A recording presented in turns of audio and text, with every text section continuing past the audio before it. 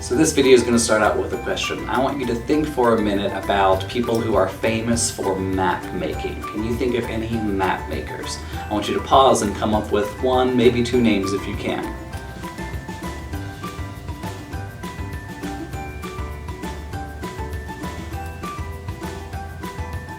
Alright, if you think anything like most people, even like me, the first people who come to mind are men like Christopher Columbus or Ferdinand Magellan, the man who is first credited with circumnavigating the world, or Vasco da Gama, or Henry Hudson, Hernando de Soto, Pizarro, or hundreds more.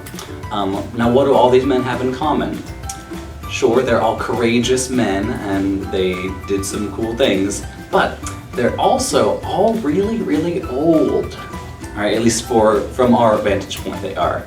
They lived an incredibly long time ago. They just don't quite help us to see the relevance of map making today. So I'm here to tell you today that map making is still very relevant. Now this unit, we're going to be asking you to make, memorize, and interpret maps yourself. And I'm here today to tell you that this is a skill that not only matters, but is relevant to you guys today.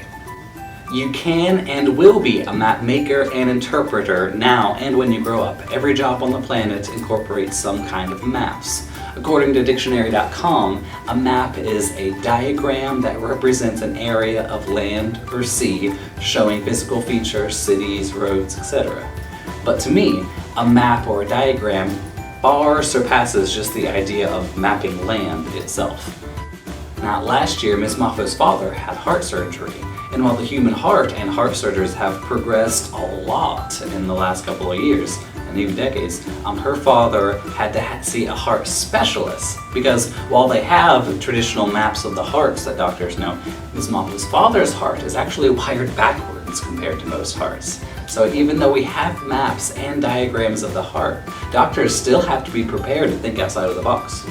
Cities are constantly changing. Careers today for Google Maps alone include driving around with the imaging cars, creating and updating their apps with new maps and routes, and finding less congested areas, and more. I would argue that doctors and biologists read and create maps every day, like they are interpreting diagrams, like maps of the brain or the heart. Airplane companies have job making maps and routes for the sky. Computers have maps for how coding and information is processed, and it's always developing.